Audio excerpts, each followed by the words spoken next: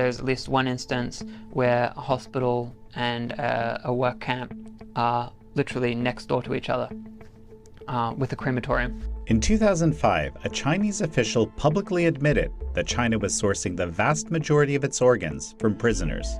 The Chinese regime claims they've stopped, but have they really? Chinese medical publications show quite explicitly that the donor was not deceased by any medical or legal criterion. For over a decade, Matthew Robertson has been researching China's organ transplant system. There are accounts by survivors of strange medical examinations, urine tests that are repeated, ultrasounds of abdominal organs, CT scans, blood tests. Fluent in Mandarin Chinese, Robertson is a China Program Research Fellow at the Victims of Communism Memorial Foundation. In a state like China, the medical profession does not have actual professional autonomy, like it's an arm of the state. He's the co-author of a number of research papers on this topic. They created a market in the organs of their political enemies. This is American Thought Leaders, and I'm Yanya Kellick. Matthew Robertson, such a pleasure to have you on American Thought Leaders. Hello, Jan. You describe it as state-sponsored organ trafficking. Mm-hmm. Sometimes it's called forced organ harvesting. I've described it as a murder for organs industry in communist China. Mm-hmm. Bottom line is something terrible is happening over there. And if you were to describe it to someone who's maybe skeptical or who hasn't heard about it and might find it unbelievable, how would you explain that to them? I think you might start with what is the standard way that organs are procured and transplanted in most countries around the world. And that is from voluntary donors to recipients based on medical need. And kind of states around the world create a system that facilitates this altruistic transfer, where there is a tragedy that has resulted in most typically brain death. This is in the case of vital organs. The individual is brain dead, declared so in hospital, and then there is an organization that facilitates, gains permission if they weren't already a donor, and then that's the kind of transplantation that we're mostly familiar with. So at least until 2015, and probably subsequently, China's model of organ transplantation was very different. Almost the sole source of organs were prisoners of one kind or another. So that's death row prisoners, prisoners of conscience / political prisoners. In some cases, simply beggars who, like homeless people who were kidnapped and killed, according to PRC media reports. When I'm talking about state-sponsored organ trafficking, I'm talking about state, military, and paramilitary hospitals who have a transplant wing, and they're performing transplants, but the organs are obtained, procured illicitly, often by killing prisoners, and then they are distributed not by medical need, but by the ability to pay cash to the recipient. There are some private hospitals, though those are run by surgeons as a kind of a side hustle, and those surgeons are, of course, affiliated with the state, or they're like party officials, or they're like the party secretary of a hospital or whatever. But that's basically how China's organ transplantation system operated, and almost certainly continues to operate. What would you say is the strongest evidence you've seen that this whole thing, which sounds almost unbelievable, is real? I think, ironically, the strongest evidence is simply the utterances of Chinese officials themselves. You could look at an official statement by someone like Dr. Huang Jiefu, who was the former Vice Minister of Health and is now kind of the great eminence of the transplant system. He's sometimes called the transplant Tsar. He has admitted almost everything I just said. The idea that Chinese hospitals procured organs from prisoners. That's not disputed by the Chinese medical establishment. That there was buying and selling of organs is not disputed. Kind of where there is the dispute is the identity of the donors. That's a matter of some controversy. And then perhaps the matter of scale or sophistication or organization or systematicity, these kind of questions. I think each piece of the puzzle has like a different kind of evidentiary trail.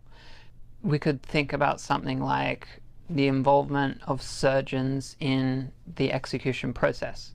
The evidence there is Chinese medical publications that show quite explicitly that the donor was not deceased by any medical or legal criterion at the time of the procurement, and therefore there's a violation of the donor rule. And so you're saying they were killed by the organs being removed? Yes. So the removal of the heart is the proximate cause of death in those cases. That's what our paper shows. And then for other pieces, like for example, you talk trafficking. So what's the evidence of trafficking?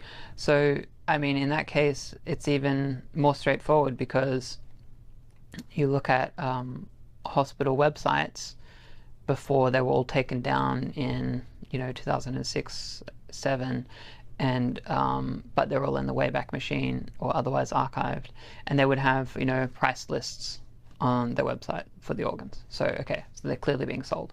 It's pay for treatment, so it's all kind of like the transactions are cash for the organs. So there's not like a kind of or there wasn't at that time a kind of a state health insurance system that would cover these treatments. There's an interesting one that relates to there's one really interesting piece of evidence that when you kind of dig into it has so many different really interesting implications about things we cannot observe that is worth discussing. Do you want me to? Please. Okay. This is a phenomenon called emergency transplants. Emergency liver transplants specifically. So I'll explain what that means. If a patient in any country has acute hepatic failure, their liver fails, if they do not receive a new liver within a short period of time, then they are going to die, because the liver is required. It's a vital organ. And so a patient in the United States or Australia or the UK, for them to get that organ, they present at the hospital, their condition is diagnosed, and the need for an organ is established.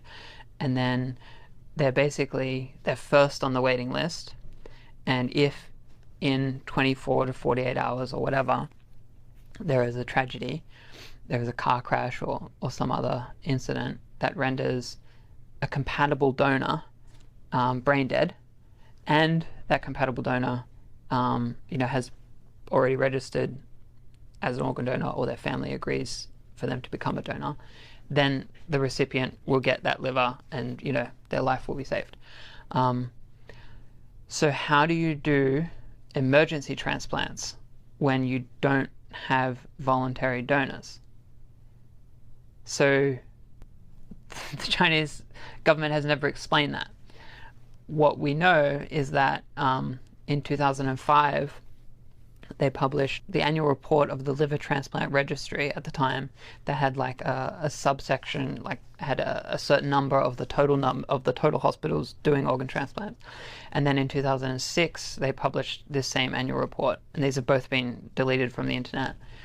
And they showed, I'm not going to get the numbers exactly, but it was something like 25%, and then the other was close to 30%. There were that many that were done on an emergency basis, and then the remainder were done on an elective basis. So if you don't have voluntary donors, this is what the government says, therefore all the organs are coming from prisoners, and yet to get a liver, you need a compatible donor who has recently died, then you kind of have two possibilities. And then, so one is that it just so happened in every single case that a prisoner was going to be executed on that date when the need for that liver arose, and that prisoner happened to have a compatible blood type, and that prison and that hospital had some connection, so it had to be local. So the difference, in the UK it could be the entire country, but in China there was no computerized system for allocating organs, and so it would have to be local. So that's one. So there's you can see a chain of increasingly implausible conditions that would allow that, and even then it's from executed prisoners. And the other is that they have blood typed and then killed on demand the liver donor. And so a lot of the evidence is of this sort. There is some, something that you can see that doesn't make sense in official publications, and then there are different inferential possibilities, ways to explain this outcome. And then, but they all strangely point in one direction. Well, so the highly implausible one in this case would be that they were death penalty and they happened to be killed at that time, blah blah blah. But then the kind of far more plausible one is that actually the Chinese state had blood typed some much larger number of donors, because if you're going to have so many that are on this emergency basis, then you must need a larger pool from which to draw from. And that would have to be at many places nationally, because there's dozens of hospitals in this data set. And so just this one page in these two documents, it has these kind of a ripple of implications about what that actually means in terms of the logistics, donor sources, what must have been happening to enable that to have been reported. And then sometimes, so some of these hospitals, before there was international attention in 2006 by Kilgore, Matus, and everything else that went on then, they were saying we have the bodies, or words to that effect, very explicit statements that they have the donors ready. Right, I remember people were calling up and saying, yeah, we can set it up for you, on the other end of the line. Yes. Which is, unbelievable when I think about it. It's been a while since I looked at that evidence, by the way, but... Yeah, I think people just don't believe the phone calls were real in those cases, because they're well, how could those be real? Interesting thing, I did a sub study of just those phone calls, and so I spoke to the investigators who made the phone calls, and then they downloaded their Skype records from their actual account. They let me log into their account and downloaded them, and it's got the call time and date, and then the duration of the call, and then match that to the actual audio file, and then it's got the numbers they called, and then I would call those numbers back and say, is this the so-and-so hospital? And they would say, who is this? And then I would hang up, and so I confirmed to my satisfaction that the call records, they showed that they made that call to that number of that length of time, and then the audio matched it. So the calls are real, but yeah, it's for anyone who's actually looked at the transcripts, it's rather extraordinary that these things would just be said on the telephone. 喂， 请问是天津第一中心医院宋主任吗？ 是，您说吧。他那个医生跟他讲，就是说这个肾源挺好的，就是说他练功人家练什么功？练法轮功，就是练法轮功身体都比较好嘛，练功这想。你要给他这么一个。这种情况，我们也有这种所谓的叫不是有呼吸或者有心跳的一些问题，我们也会有。这个我们可能大概有，今年到目前为止，可能这样的有10几个这样的肾脏。 So when it comes to the identity of the organs, you mentioned that this is contentious, the identity of the source of the organs. So what is it that you've come to believe based on your extensive research? So the most contentious point on that is whether they came from Falun Gong or not. And then the more contemporary question is, are they coming from Uyghurs or not? And on both of these, so I think you could think of the calls as direct evidence, potentially, like if you believe the calls. Well, you have like surgeons on the call saying, yeah, we've got, you know, the Falun Gong organs. Are they like upselling? Are they just running their mouths on, you know, a random phone call? The way that I have approached this, so I have a paper as part of my dissertation that specifically looks at this question of like the identity of the organs, because that's significant. If the organs are coming from death penalty prisoners, they have a situation where the state, so you can explain the emergency transplants potentially even by death penalty prisoners, where the state has blood typed prisoners, but they just haven't actually carried out a formal judicial execution until they've been required for an organ. And the other possibility is obviously they're doing extrajudicial executions of political prisoners. And so prior to you know, 2017, 2018, when the mass detention of Uyghurs took place, the repression of Falun Gong was the largest repression of a religious group in China. And so there was mass detention starting in 99. And so in terms of the organ transplantation system, one would not expect, without any prior information, that, you know, the growth of transplantation and the detention of a particular religious dissident group would be connected. But if you look at indicators of transplantation activity, several key indicators suddenly go up in the year 2000. So, you know, 6 months after the repression. And so for my work, what I've been able to gather is a large corpus of medical publications. So I downloaded something like 100,000 PRC medical papers, and usefully they're in like a single database, and they show, when you kind of do a lot of things to code them according to their content and whether they are like a clinical paper about a particular transplant, they suddenly go up in the year 2000. And then they dip a little bit in early 2006, which happens to be when the revelations of forced organ harvesting, as it's called. It was when I first realized it was real, that I felt the evidence. I mean, I didn't want to believe it. I remember, right, very distinctly, that this seems so outlandish, but I felt at that point the evidence was compelling enough that it was real. Sure. So that's like, you know, you have this temporal observation. There's two explanations, right? When you see, like, you know, mass repression of this group, mass detentions, and then you know, blood tests, you know, these phone calls, targeted organ examinations. There are some particularly acute cases where a surgeon has another hat of like the leader of an anti-Falun Gong propaganda group, and that's unusual. Like, why would a liver transplant surgeon also be specifically involved in like repressing a religious minority? And then on the other side, there's a well-known case of a security official who oversaw a lot of transplant operations. So this security official was directly involved in the repression of this group. And so it's evidence like that, blood tests, organ examinations, and so on.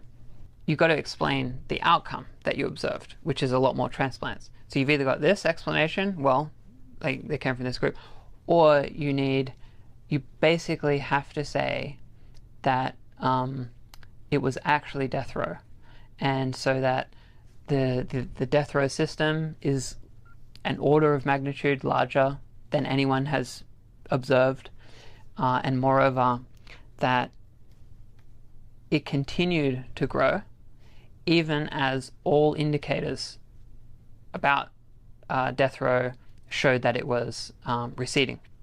And so these are, you know, the reports by human rights organizations based on their estimates and discussions with Chinese officials, some leaked documents, and then significant reforms to the death penalty system in 2007 that centralized review to the Supreme People's Court. I mean, there's a lot of law associated with the death penalty system. That is a topic that has received far more scholarly attention than organ trafficking. And so it is a very implausible, at least I claim, is a highly implausible set of hypotheses or like claims that you would, have to advance, you would have to show that is actually death penalty all along. And I'm not clear, there's not a third like competing hypothesis for this outcome.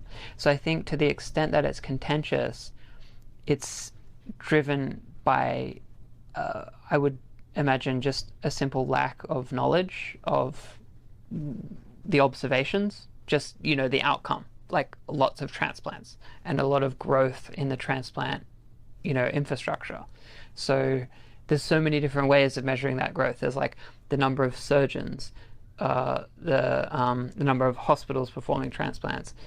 That is like new hospitals and hospital wings, the advancement in different kinds of transplants, because a liver can be transplanted in different ways. And so Chinese surgeons have been on the cutting edge of like surgical improvement in actual performing transplants. And you need to do a lot of transplants for these things. So like everything shows there were lots more transplants being done. And so you have to explain that.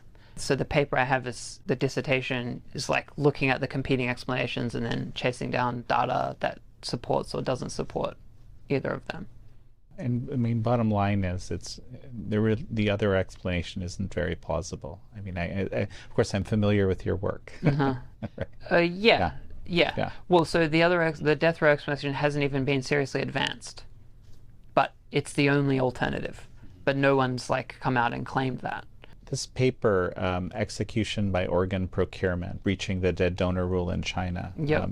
I often use that paper, and thank you for co-authoring it with Jakob Levy, as one of the closer things to a smoking gun. Mm-hmm. Because, I mean, it's written into the transplant literature that these transplant surgeons and researchers are killing people by extracting their organs, mm-hmm. as we discussed earlier. It's shocking. I mean, it's shocking to me that they let you publish with that headline, actually. And mm-hmm. I'm really glad they did, because I think a whole lot of people suddenly understood something they didn't understand before. Mm-hmm. What kind of interest has that paper generated? I guess what has come out of that subsequently? Because I found it to be incredibly compelling. Two things to me strike me as interesting about that paper. So the finding itself wasn't the shocking part to Dr. Levy and I. It was that we actually saw the data. So both of us were prepared to believe that this was real based on work that had already been done. But we were only surprised to find that we could actually count lots of them through some, looking through these papers with some basic coding methods that now you can be done way easier with AI. But anyway, so that we found them at all was the surprising part to us. And then the other was that it wasn't actually new information. It had already been shown by World Organization to Investigate the Persecution of Falun Gong. So it's an advocacy group that has all this kind of evidence on the repression of Falun Gong. And then in a paper, and it might have even been two papers by Li Huige and some colleagues, where it had been shown that there were instances of this. So I think what Dr. Levy and I added was simply a systematic methodology, and then getting it into a journal. But the actual bare facts were not new. And that's interesting, because it kind of suddenly something becomes real because an institution in a position of authority has declared it to be so effectively. Mm. But it was already real before we got it published. So I think that's interesting, because a lot of this kind of seems to hinge on questions of authority. Who has been authorized to declare, something to be a fact about this topic? So you use a lot of these computational methods. You mentioned that AI, some of them can be done better with AI language models today. Can you just give me a basic picture of like what you do, what you specialize in, your kind of career trajectory? Yeah, the field is called computational social science, or social data science is another word for it. But it's simply using computers, and it's like building data sets out of, creating data sets out of text, wrangling text into grids, extracting variables from unstructured text and then doing statistics on them. For example, with the medical papers, that was like many months and thousands of lines of code just to get into the website and to download all the files. That's only the beginning, because once you've got it, you now need to like extract the text from the PDF files. So it's a lot of just very grunt work. Yeah, there's nothing glamorous about it. So it used to be really hard to do that before AI.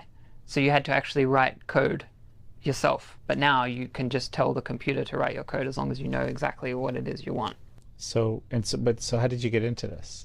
Well, I was frustrated with the epistemic status of the topic. So that is, some people thought it was real and some people didn't think it was real. There seemed to be taboos around figuring out what's going on and doing so properly. Also, I had a great deal of ignorance about what it actually means to do scientific research, especially on a topic like this. And so I wanted to figure out, like, well, how do you actually produce knowledge? Like, what methods do you need to create reliable knowledge on like things that are hard to study? It's interesting to reflect in hindsight that it's not clear that actually producing knowledge artifacts changes what people think.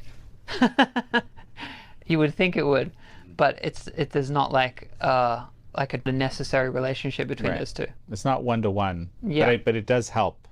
I'd like to think so. Well, I can tell you it does, because again, this is the reason why I often cite your paper, the execution by organ procurement paper, because it's highly compelling knowledge which was created as you described, or at least resurfaced and validated. Yeah. Sure. Yeah. So there's a certain it relies on authority to a degree. So we trust that because it's the American Journal of Transplantation, the reviewers have done their job and so on. I think it's based on basically in my opinion, I think it's particularly valuable because it's, as you mentioned, there's a bit of a taboo around this issue, right? In all sorts of, in academia, in the transplant industry, in all sorts of areas, as you well know. Yet it was actually validated by a very, I guess, prestigious authority on the issue. And so I felt that actually elevated the issue considerably, Sure. right? Because I would imagine they actually experienced some pressure or some thought about to perhaps not to do it, as is often the case Sure. with publishing contentious things. In my mind, the use of Falun Gong practitioners for these organs, I think that's been pretty well established through your work and the work of some others. However, the next claim is that that at some point Uyghurs started being used the same way. And to me, this makes perfect sense, because when, unfortunately, this issue wasn't dealt with in any meaningful way, and these types of crimes against humanity have a way of spreading when they're left completely unchecked, right? So it makes perfect sense that would happen. We know that Ethan Gutman, who's one of the big researchers on this issue, is working on a book as we speak, looking at this question when it comes to Uyghurs. He's written one of the more definitive books on the issue in the past, The Slaughter. But what in your mind is the reality of that, of this having moved, or at least incorporating the Uyghurs as a source? To begin with, you have a situation where, hundreds of thousands to up to 1 million to over 1 million, who knows, a large number of people have been incarcerated. It's been described as a genocide by the US State Department. And then we know from the Xinjiang police files, this is a leaked cache of documents that was leaked to my colleague Adrian Zenz at the Victims of Communism Memorial Foundation. So that shows that there's been a mass blood testing of this population. And then there's large-scale DNA collection as well. And then there are accounts by survivors of strange medical examinations. So urine tests that are repeated. It's not clear what condition that's aiming to detect. So it's not just urine tests, but ultrasounds of abdominal organs, CT scans, urine tests, blood tests. So these are, and especially when they're repeated, so they don't seem to be aimed to assess the general health of the detainee. They seem targeted. And then there's at least one instance where a hospital and a work camp are literally next door to each other with a crematorium. That's in an RFA report. And that's strange. Recently, the government announced that they were building more hospitals in Xinjiang. There is still many transplants being performed, but the official explanation that they're from voluntary donors seems at least partially implausible, because the figures appear to have been manufactured.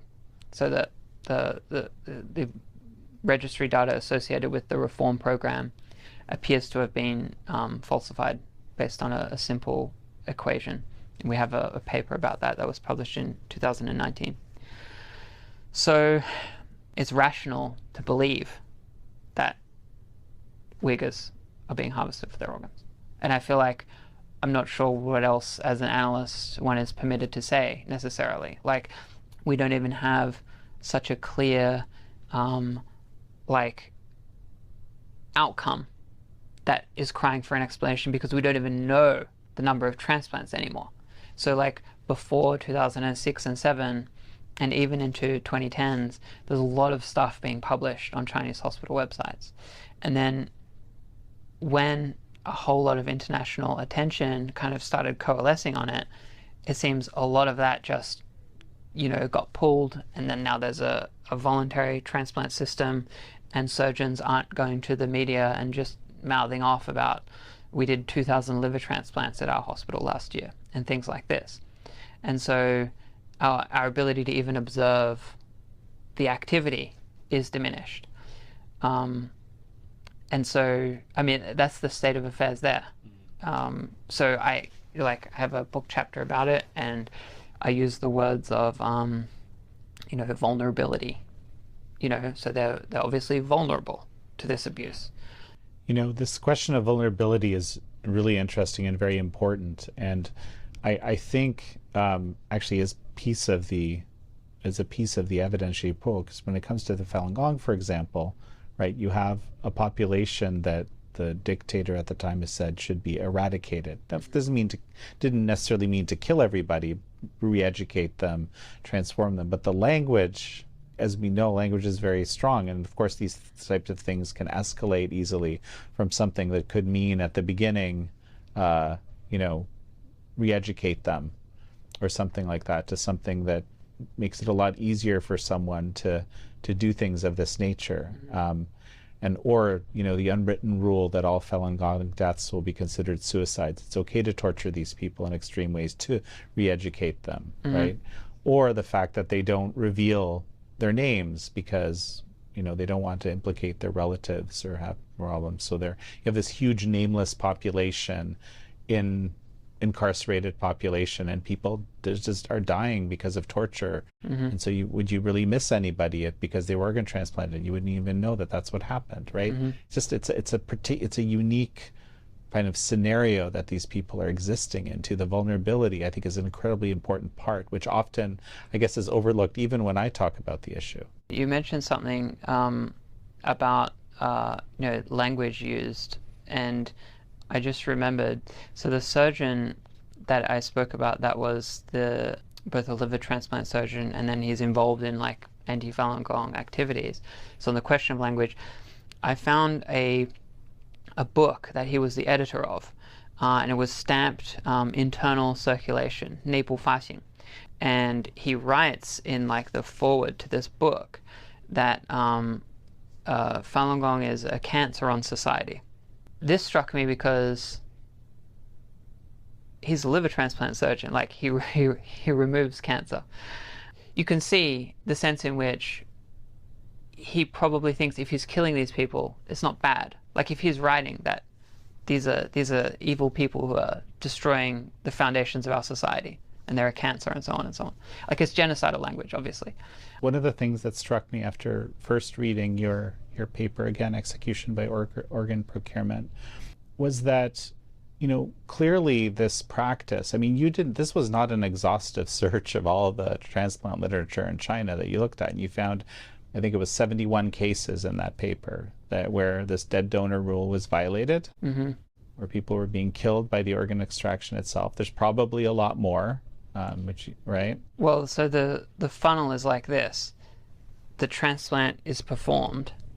Some number of those transplants that get performed have a paper written about them or are included in a paper. If you think how many transplants a doctor might do, what portion of them actually get written into a paper, it's probably a fraction. So like there's initial selection there that not even could we find the paper, or was it in the database, and did we find it with our search, but was it even written up? So that, so that's like the first thing, and that's why we probably only got 71. Did we find it in our database? Did we include it properly in our keyword searches and stuff? We had to chalk several dozen that didn't have a very explicit statement about intubation. So that is the insertion of the breathing tube and the ventilation of the patient. So where it said that they were ventilated, we didn't include those because it didn't say the specific word intubate, 插管. And so we could have declared 100 and something, right, if we used a slightly less stringent criterion. And we have like several paragraphs that explain why we think they really should have been part of it, but we just wanted to be extremely careful in segregating the ones that were explicit about intubation, the specific act of intubation, and then probably what was identical, the turning on of the ventilator. There's probably a lot more. That's kind of what we're getting at here. But the issue is that because there's so much of this reality happening where people are being killed by the organ extraction itself, it's kind of become normalized for surgeons to do this. So surgeons have become murderers. I mean, there's just a technical challenge in the procurement of a heart from someone who is alive and like walking around. Like, you can't kill them so that their heart stops beating, because then the heart will not resuscitate in the host. What I'm saying is there's not really another way, even theoretically, to do heart transplants from executed prisoners. So the way that it could be done, theoretically, is somehow the judicial system is able to conduct an execution that is a brain death execution. So it can't be like a firing squad, probably can't be hanging or some other method, because it has to be a very targeted method of killing that is only brain death killing. and then they would need to be intubated immediately by the medical people, and that's how the medical, establishment, or the profession of doctors could be kind of insulated from the actual act of killing. That is highly logistically complex. In a state like China, the medical profession does not have actual professional autonomy. Like, it's an arm of the state. And that's the key. So when you say doctors have become killers, it's how you define a doctor, I suppose. Because the thing that goes into doctor, so we have a lot of connotations to the term doctor, they kind of they understand themselves to be a doctor. So there's this Hippocratic oath. There are professional associations. You have kind of all this kind of institutional scaffolding around this role. So in a state like China, some of those things are present, but they're also controlled by the Communist Party. And so I think that goes some way to explaining kind of what we see, because if kind of the medical field is an arm of the state, then it becomes less surprising, perhaps.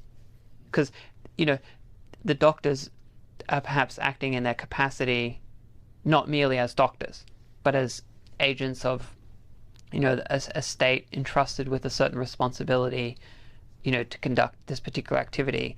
They don't have much choice in, because they can't say, well, no, I don't want to do that. Or the consequences of saying, no, I'm not going to do that are extreme.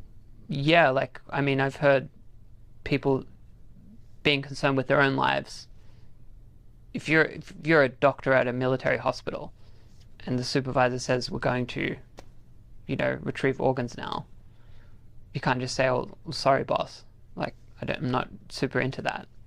So how did this whole thing begin? I mean, my contention is that, this system, first and foremost, provides an unlimited, on-demand source of organs for every party elite forever. That's the system. That has some huge value above and beyond the financial value, right? It's something that's kind of unimaginable for most people and in most settings. Your thoughts? To begin with, before there was marketization or the privatization of the healthcare system, and the reform era, there were transplants happening, in the 70s and the 80s. Of course, 80s is, the economy is changing and state controls are being lifted. So the earliest that we can trace the origins of the CCP healthcare system, there has always been a chair or a vice chair of the healthcare committee of the CCP. It's called the Baojianwei, who has been a transplant specialist. And so the personal physician to Zhou Enlai was a transplant specialist. So what can you infer from that? Well, to begin with, a little bit more about this healthcare committee is probably helpful. So the CCP, the leadership, has their own special healthcare system. And I just want to jump in. This is incredibly important to know. This is not obvious to everybody that's watching. No, and also it's also unusual in that. So there's a whole paper just about the CCP's healthcare system for treating the elite by Cai Wenxuan, and so one not funny but unexpected consequence of is this tightly controlled healthcare apparatus. So it delivers the very best healthcare that China can offer, mostly through military hospitals. But in cases where officials have been, not in line with party leadership, healthcare has actually been withheld from them. And so it's even a tool of control for the leadership. But in any case, so you have this system that delivers, top-notch healthcare through certain, mostly military hospitals. It's always had a transplant official, and since the 90s, there've been defectors and different kinds of information about organ harvesting. So this is all pre-Falun Gong stuff. And there wasn't, at that period, like China wasn't wealthy like it was in the 2000s. And there was a limited pool of donors. And so as I read it, you kind of have this confluence of events where China is getting rich, it's being integrated into the global economy.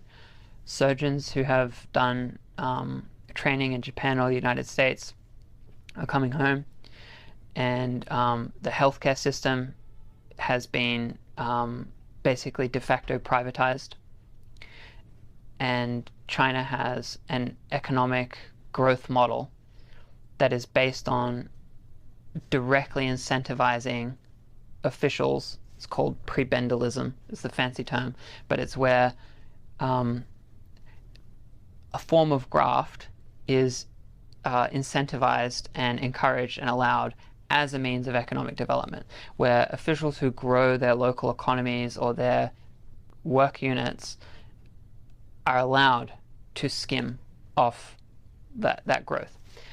And hospitals are no exception. And then suddenly you have an influx of like this detained population that can apparently be killed with impunity, at a time when, you know, like hospitals are being privatized and you have this, you know, talent in transplantation. So you were asking, like, how did this all begin? And like, that's my reading of it. So I'm not sure, like, we can't know if there was an order, hey, you know, kill these people. But I argue you don't require, like, that's not a necessary condition for what we observe. You just need, it's just markets. Like, it's just, they created a market in the organs of their political enemies. You know, they were filling a demand because the demand for organs is very big. And if you just have these people detained, you can make them effectively slave laborers, or you could monetize them by converting their bodies into organs. So it's not like it's rational under the conditions of that system to monetize them. Like, I didn't see anything that's so hard to believe or so implausible. Like, we might be shocked. We might say, well, that's really bad or whatever. But I just mean within the constraints of that system, with the incentives of that system, it just seems so obvious. Oh, and the abject lack of moral boundaries in that system. You know, would be another piece to add. Sure. You need a definition of morality and blah, blah, blah, but sure. Sure. I mean, morality that us and most people that would be watching this show, at the basic level of morality, like you don't kill people for monetary gain. Right? Yeah, sure.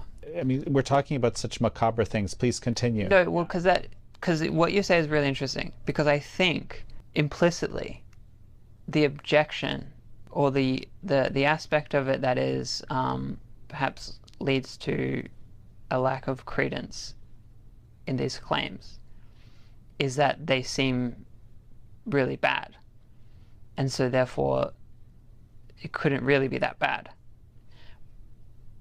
But I think it's helpful to just like put aside how we think about whether it's good or bad and just look at the constraints and incentives of the actors in that system. Because then you would see, like, probably everyone would agree with all the things I said, like, it's obvious, but they wouldn't do. But then you have to, like, everything bottoms out at some absurdity heuristic. And so you kind of, it's whether you think it's more absurd that the actors in that system would elevate these notions of morality, however we think of them, in that environment. And like, that seems to me way less plausible than that they would just respond to the incentives that they're actually operating under. Well, and but something you just reminded me of that I haven't thought of in years, but there was this, I think, official directive against the Falun Gong. It was something like bankrupt them financially, destroy them physically, destroy their reputations. I think there were three things like this. The destroy them physically part, again, sort of, speaks to the incentive structures. And the incentive structures, as we know in a communist society, whatever is said at the top, your success as a party member or a societal member is your ability to implement the strategies or tactics or whatever that are said at the top. However inhumane or macabre they may be. You use the term extractive repression. Explain that. When political scientists look at cases where authoritarian states repress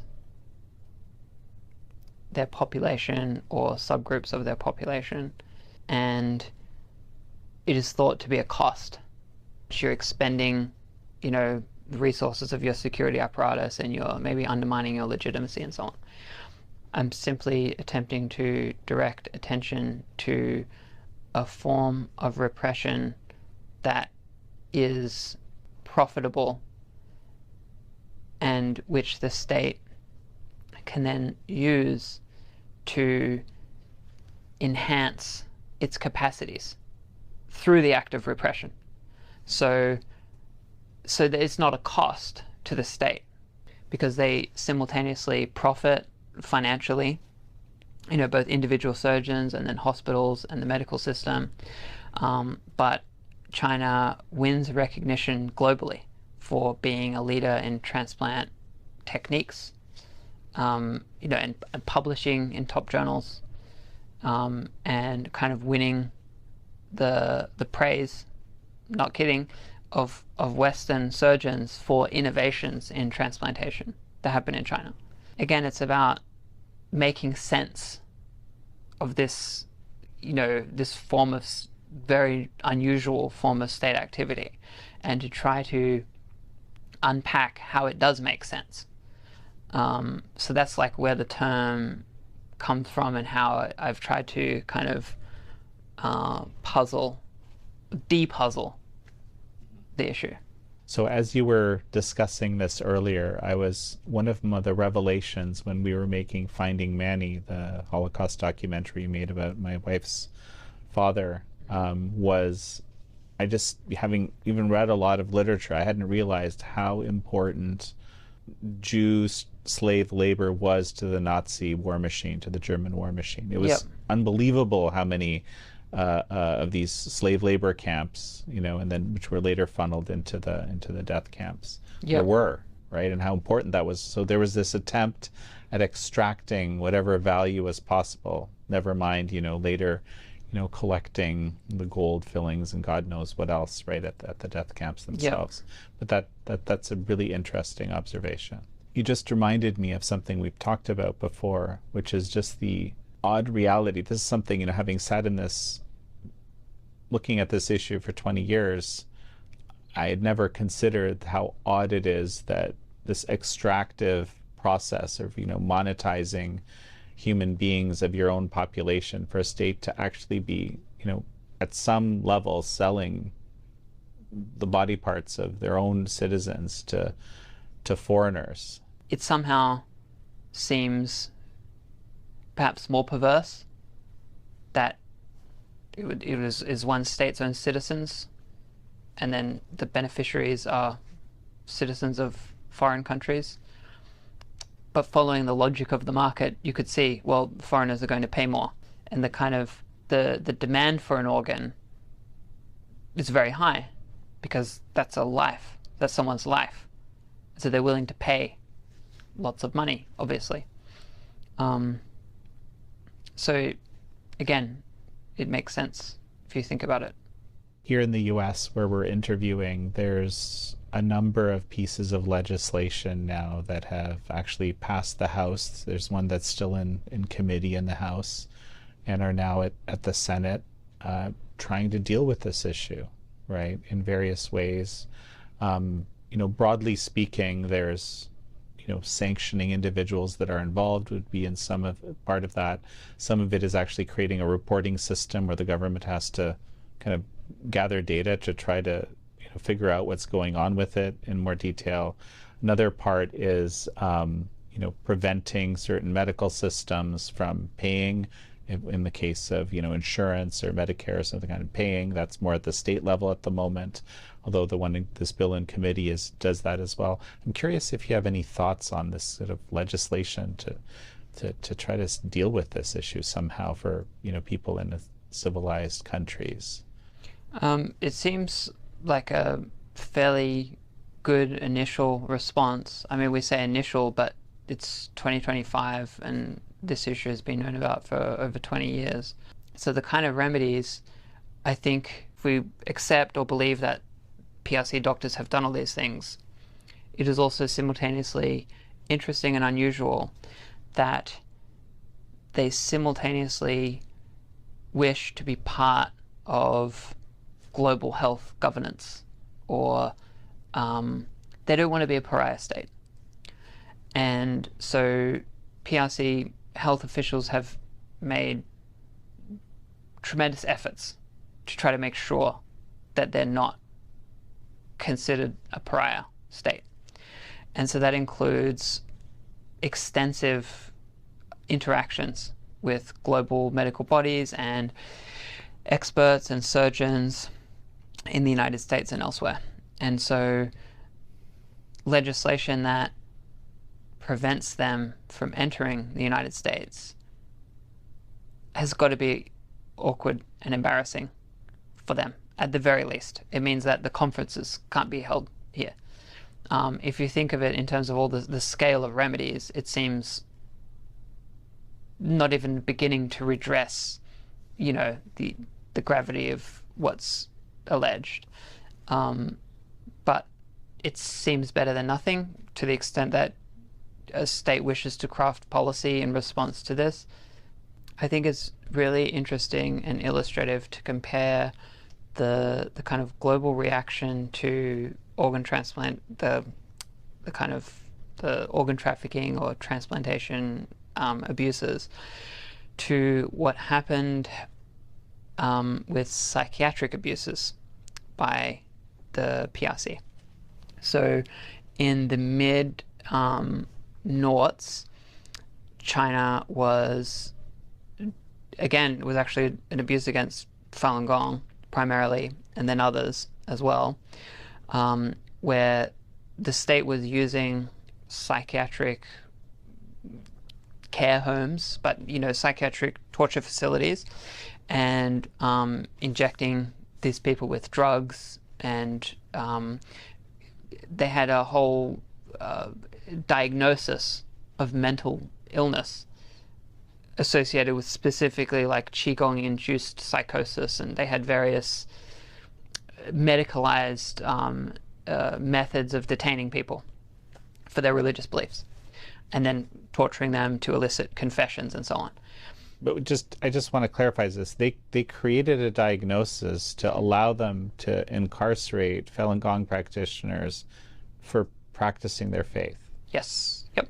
So this is quite well known.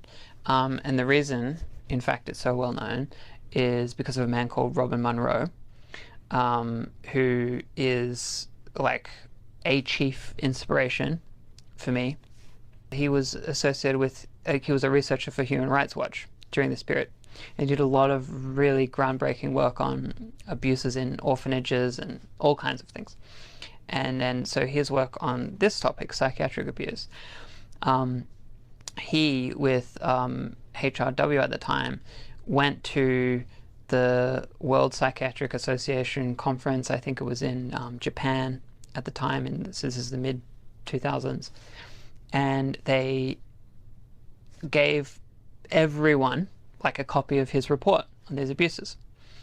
And so that created like, and then they had a media campaign because it's Human Rights Watch, like it's a credible international human rights organization.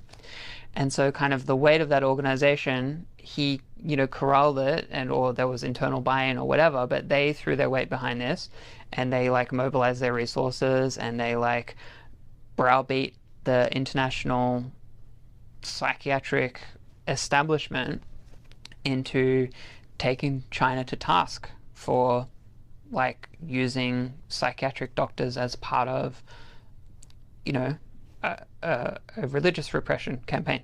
And the China Psychiatric Association was being threatened with being kicked out of the WPA, the World Psychiatric Association. And so the upshot was China, the CPA, acknowledged no wrongdoing, and and it was scurrilous allegations and all this sort of thing, but the abuse stopped. Like, it actually stopped. So it appears that there's been a resurgence in this method of abuse, but legitimately, this is a campaign where the PRC was doing this particular kind of abuse. There was a channel of pressure applied to them through, like a combination of a respected human rights group, media, and then the professional associations, with clear consequences for Chinese psychiatrists, who then, one imagines, applied, back pressure internally that, like, we can't be doing this. Like, China will lose face. It's not just going to be bad for us, psychiatrists, Chinese psychiatrists. Keeping in mind that they may not have even wanted, as a professional body, to be associated with this, but they don't have a choice. So anyway, so that was like the outcome there. So if you like contrast that to the transplant case, I mean, everything is different. So you have no Human Rights Watch or Amnesty International who has thrown their weight behind this and said, even on the margin, not even said, the pattern of evidence is disturbing or whatever, And so there's been nothing. And then kind of influential media have not reported on it, or when they have done so, they have sought to cast doubt. Like, well, whatever's going on, it's probably not what they say. Or sometimes they'll say, well, Falun Gong practitioners claim that. Yeah, as sure. opposed to, like, there's this well-established body of evidence that claims that. Sure.